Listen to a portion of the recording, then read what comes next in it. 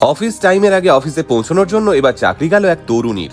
আগে 40 মিনিট আগে অফিসে আসার জন্য বস পুরস্কার দেওয়ার বদলে করলেন বহিষ্কার। কিন্তু কেন? সাধারণত নির্ধারিত সময়ের আগে কোনো কর্মী অফিসে পৌঁছলে কর্তৃপক্ষের তো খুশি হওয়ার কথা। তাহলে হলোটা কি?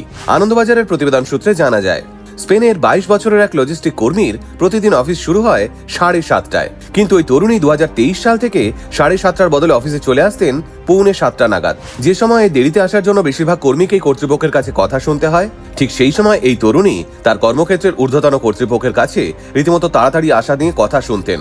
ওই সংস্থা থেকে নাকি বহুবার ওই তরুণীকে সতর্কও করা হয়েছে, কিন্তু তরুণী বিগত 3 বছর ধরে বেশিরভাগ দিনই 40 মিনিট আগেই অফিসে আসতেন।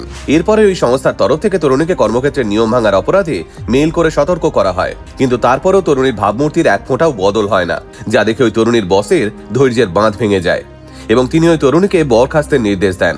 এরপরেই অবশ্যই তরুণী সমাজ মাধ্যমে পুরো বিষয়টা লিখে প্রতিবাদ করেন এবং বিষয়টা নিয়ে একটা মামলা ঠোকেন, কিন্তু ওই সংস্থার তরফ থেকে ওই কর্মীর বিরুদ্ধে অভিযোগ আনা হয়।